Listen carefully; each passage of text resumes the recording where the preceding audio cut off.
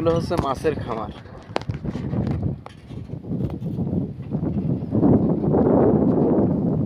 এটা হচ্ছে গাছবাড়ি মাদ্রাসা ওই পাশে, এই পাশে হচ্ছে নৌলা গ্রাম, আর এইলে সব মাছের খামার। যেদিকে দুই চোখ যাইতেছে শুধু মাছের খামার। এই যে এত বড় বিশাল বিশাল মাছের খামার, এখানে মাছ মনে হয়েছে অত্যাধিক খুব সস্তা মাছ।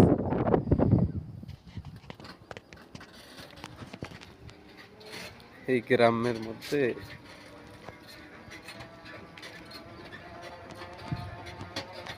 দেখি এই দুপুর টাইমে আমাকে এত পরিমাণ রোদ লাগতেছে কি বলবো।